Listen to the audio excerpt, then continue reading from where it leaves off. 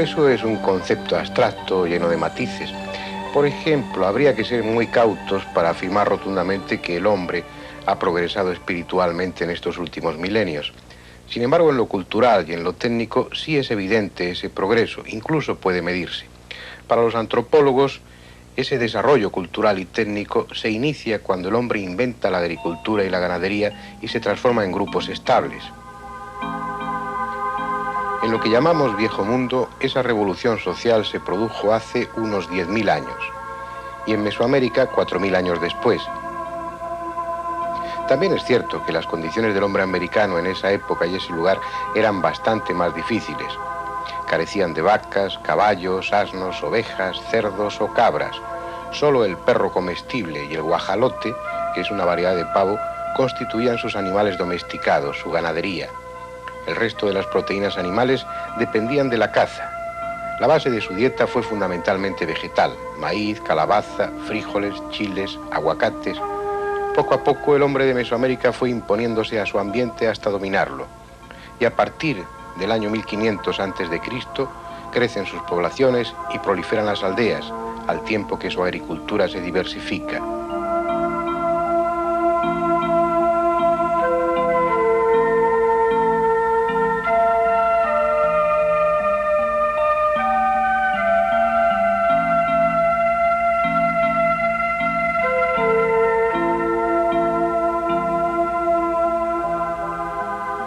Aparece una cerámica ornamental y sus figurillas de barro demuestran que se ha establecido un orden social, una jerarquización de clases.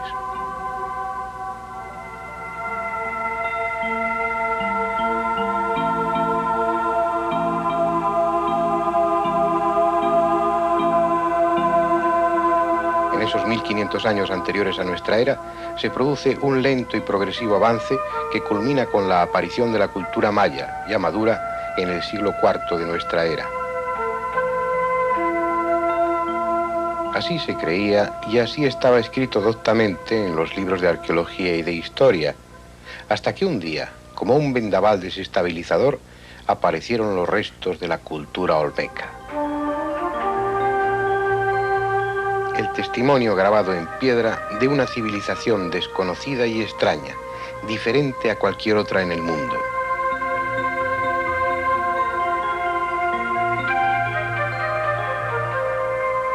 Ajena al resto de los conceptos estéticos de ese lugar de América y de cualquier lugar de este planeta. Original, absurda, inquietante, escapando al concepto que hasta entonces se tenía del pasado de México, rompiendo todos los esquemas arqueológicos.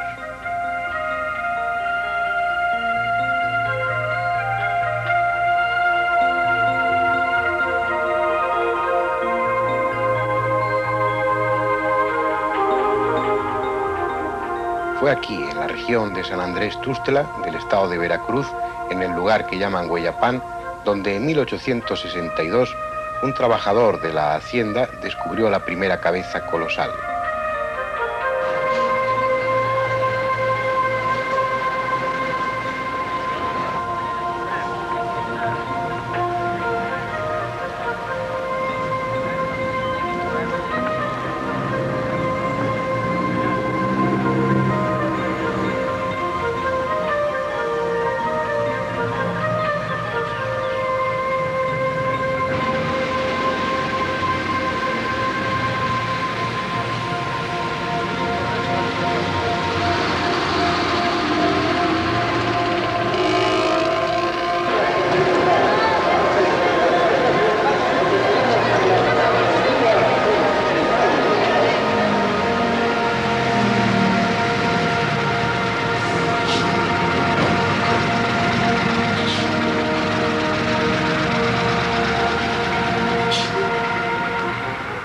Siete años después, el Boletín de la Sociedad Mexicana de Geografía y Estadística publicaba una breve nota firmada por José María Melgar Serrano. En tanto que obra de arte es, sin exageración, una escultura magnífica. Pero lo que más me ha asombrado es el tipo etíope que representa. He pensado que sin duda ha habido negros en este país. y ello en las primeras edades del mundo.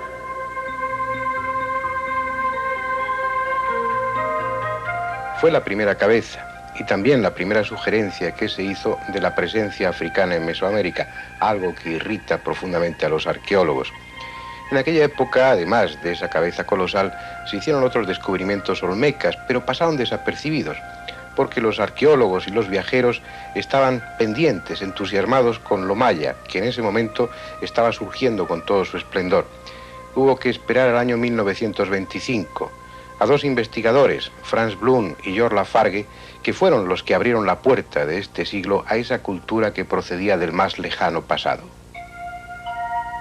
En marzo de ese año llegaron a la región de los Tústelas, de volcanes dormidos y vegetación exuberante. Allí, en la laguna de Catemaco, encontraron un ídolo de piedra y una estela. Luego emprendieron el ascenso al volcán de San Martín Pajapán y en la cima dieron con un ídolo singular, de ojos oblicuos y boca de felino. Con sus manos sostenía una barra cilíndrica y debajo de él encontraron enterradas algunas piezas de jade, una de ellas con forma de serpiente de cascabel.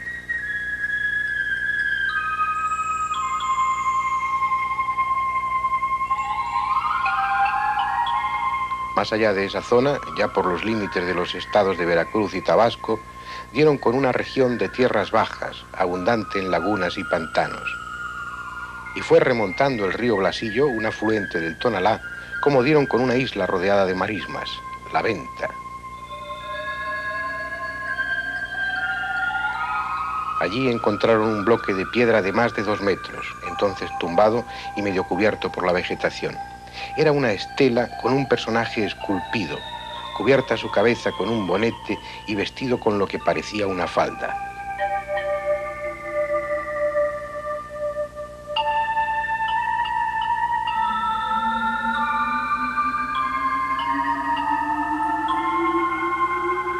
Apenas habían comenzado a apartar las plantas que la tapaban cuando descubrieron que un poco más lejos se levantaba una pirámide de casi 25 metros de altura.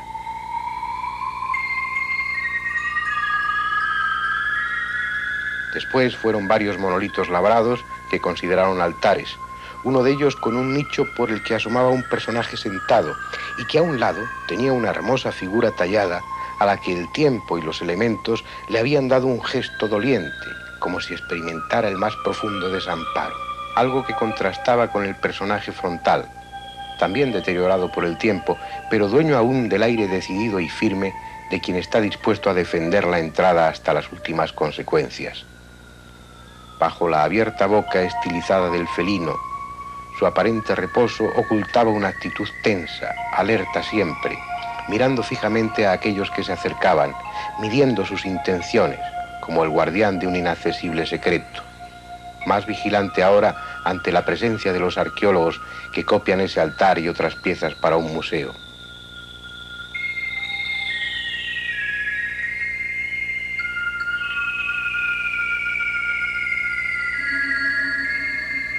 Luego fueron varias estelas más lo que apareció ante su vista, y finalmente una enorme roca con forma de campana que resultó ser una cabeza colosal, enterrada en la tierra húmeda, la segunda gran cabeza olmeca, descubierta más de 60 años después que aquella que apareciera en Hueyapán. La Venta, el centro más importante de la cultura olmeca, había despertado de su sueño de siglos. Y no para bien. Lo que no pudieron destruir la selva y los pantanos fue víctima de la civilización industrial. Bajo sus ruinas fue descubierto petróleo y el lugar supo de camiones y excavadoras. Donde en otro tiempo hubo aroma de copal encendido, hoy se expande el humo de una refinería. Donde antes reinó el silencio, se oye ahora el bronco rugido de los aviones. Una pista de aterrizaje parte en dos la zona que habitaron los olmecas de La Venta. Pero ¿por qué esa cultura es tan importante y desestabilizadora? Hay varias razones. La primera, porque no encaja en el orden cronológico que había formulado hasta entonces. En 1955 se encontraron en La Venta restos de madera carbonizada. Al tratarse de un material orgánico, se pudo aplicar la técnica del carbono 14 para determinar su antigüedad. Y así se supo que desde el año 1154 a.C. los olmecas ya estaban instalados en aquel lugar. Hace más de 3000 años, cuando teóricamente en México no debiera haber otra cosa que pueblos al inicio de su desarrollo cultural, aparece una civilización en la cumbre de su madurez, una cultura extraordinaria de la que hasta ese momento nada se sabía. Las otras razones están en las muestras de su arte depurado, tan bellamente realizadas como desconcertantes por lo que en ellas aparece. En jade, en piedra o en cualquier otro material, las figuras de rostro aniñado y quejoso, como el retrato de una raza desconocida o la representación de una enfermedad genéticamente transmitida. ¿Eran seres especiales para los olmecas o se trataba de dar forma física a un mito? Porque lo cierto es que en sus bajorrelieves y esculturas convivían gentes normales con estas raras criaturas.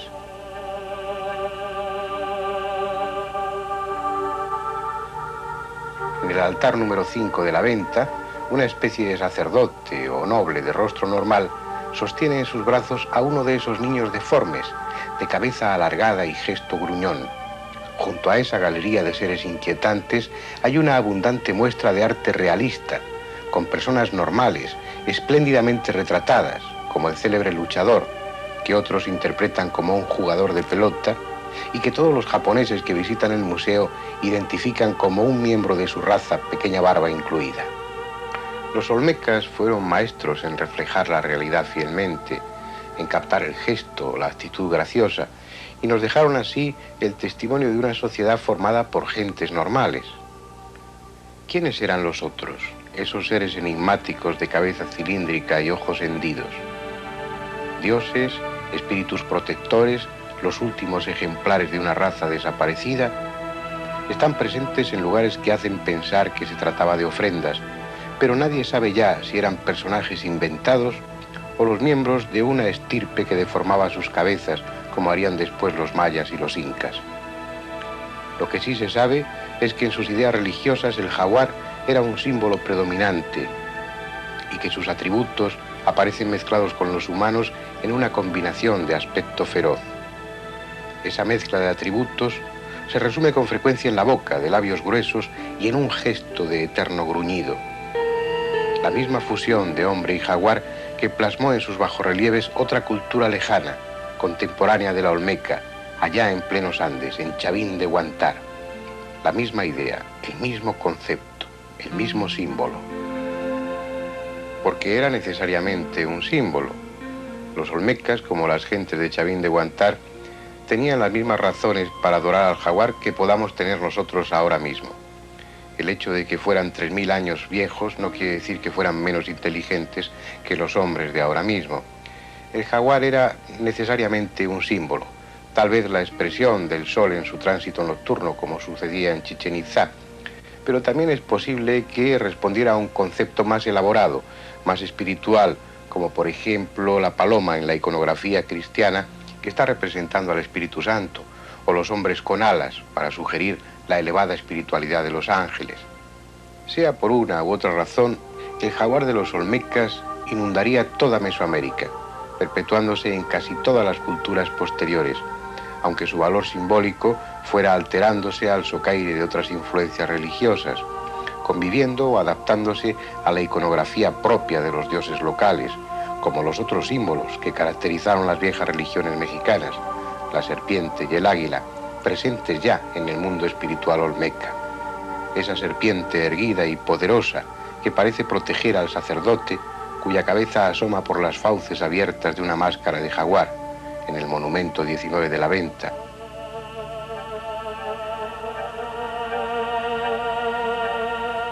Águila, serpiente, león, símbolos universales, desde Mesopotamia hasta la India, desde las rocosas hasta los Andes. El pasado de la humanidad está lleno de hombres león, hombres serpiente, hombres águila, como atributos de fuerza, de poder, de espiritualidad, atributos que estaban presentes en Mesoamérica de una forma espectacular y casi obsesiva, y que en el caso de los olmecas están cargados de misterio, como corresponde a una cultura de la que lo ignoramos casi todo.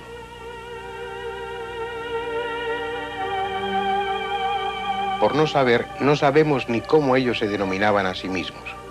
El término olmeca se les asignó arbitrariamente. Significa habitantes del país de Lule, que era como los aztecas llamaban a los que 2500 años después habitaron en esa región. Tampoco sabemos su raza. La humedad y acidez del suelo han desintegrado los restos de sus tumbas.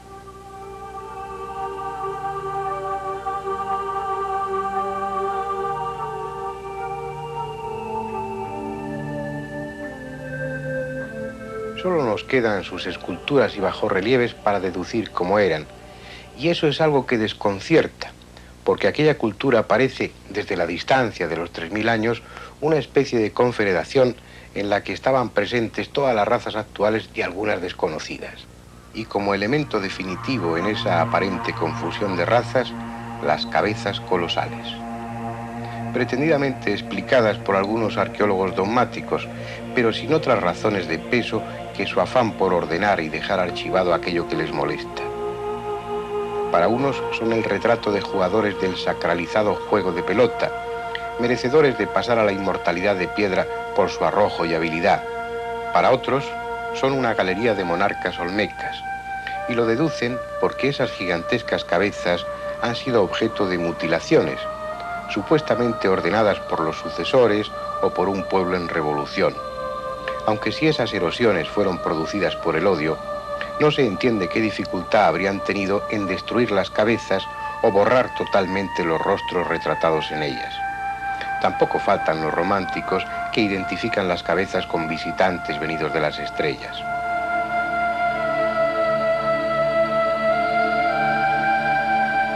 Hasta ahora se han encontrado 15, 8 en San Lorenzo, 4 en La Venta y 3 en Tres Zapotes, pero es probable que haya otras muchas ocultas o enterradas. Lo primero que llama la atención en ellas es su tamaño. Una, la encontrada en Cobatá, mide casi 3,5 metros de altura y pesa alrededor de 65 toneladas. Las hay de basalto y de andesita, y los bloques de piedra necesarios para tallarlas fueron llevados desde muy lejos, desde las montañas de Ciutepec o desde los macizos de los Tustlas, decenas de kilómetros con pendientes, bosques y pantanos. Miles de hombres arrastrando sobre rodillos masas de piedra que originalmente pesaban más de 70 toneladas.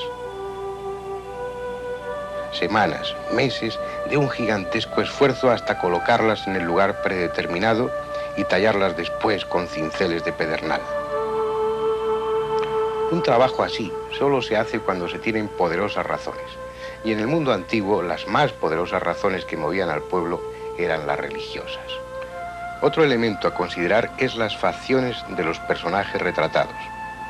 Nariz aplastada, labios gruesos y ausencia de aristas o salientes, lo que les da esa apariencia negroide que tanto ha hecho especular sobre la presencia de africanos en América antes de su descubrimiento oficial. Lo que está claro es que los que esculpieron esas grandes cabezas tuvieron interés en que éstas se aproximaran a un cilindro o una esfera. Y eso pudo ser por criterios artísticos o por criterios funcionales. Un cilindro o una esfera es mucho más fácil de trasladar que un bloque irregular de piedra. Es posible que las cabezas fuesen talladas parcialmente en la misma cantera y luego terminadas en el lugar que les correspondía. Puede también que esa esfericidad respondiese a motivos religiosos, que se tratase de divinidades asociadas al círculo, el sol, la luna, quién sabe si la misma tierra. Aunque tal vez sean lo que a primera vista parecen, y a pesar de todo sí haya habido gentes de raza negra en el pasado de Mesoamérica. O si no, ¿a quién corresponde esta pequeña cabeza exhibida en una vitrina del Museo Nacional? Fue encontrada en la zona de Veracruz. Ustedes juzgarán a qué raza pertenece. Solo ustedes, porque no hay quien pueda decir la última palabra sobre los hombres que habitaron en tiempos pasados esa parte del mundo.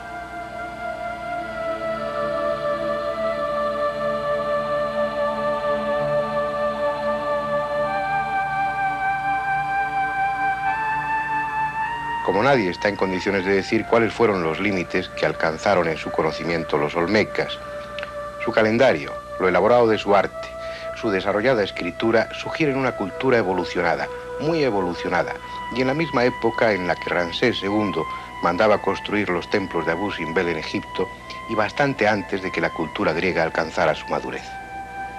Para deducir cómo eran o en qué creían, solo tenemos sus piedras, sus rostros enigmáticos, y eso no es suficiente. A pesar de los 60 años transcurridos desde su descubrimiento, la cultura olmeca sigue conservando sus secretos. Sigue siendo la gran desconocida.